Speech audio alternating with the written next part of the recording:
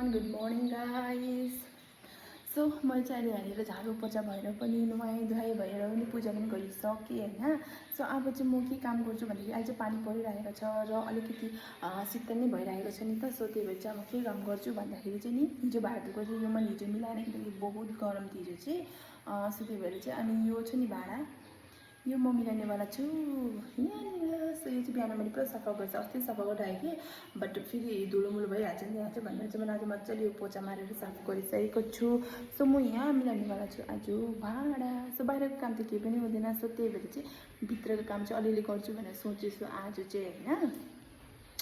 So yes अब start गरौँ ल। म चाहिँ हो मिलाउने अनि यहाँ चाहिँ हाम्रो टाइल्स निस्किसकेँ यस्तो छ होइन। एउटा चाहिँ पछि यसको पिस चाहिँ छ जो बादमा चाहिँ हामी चिप्कानेवाला छौँ, बट अहिले चाहिँ यसरी काम चलाउ हुन्छ नि त नि।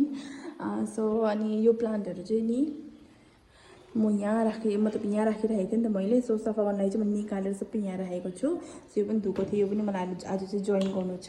सो म चाहिँ अहिले यो मिडिलवालामा मात्रै राखिहेर्छु भाँडा चाहिँ। सो अलिअलि गर्दै मिलाउँदै जान्छु बल्ल सेटिङ होइन। सो आज चाहिँ सुरु गर्दैछु म डाइनिङको यहाँबाट चाहिँ भाँडा मिलाउनु थोडा बहुत होइन। र मैले चाहिँ यहाँ अचार हालेको छु यो डल्ले खुर्सानीको होइन। यस्तो पानीमा कस्तो हुन्छ भनेर फर्स्ट टाइम ट्राई गरेको मैले युट्युबमा देखेको नि त्यसको, यस्तो पानीमा हालेको। सो त्यही भएर चाहिँ मैले ट्राई गरेको। मैले चाहिँ भाँडा निस्सकेँ अब मिलाउनुको लागि होइन।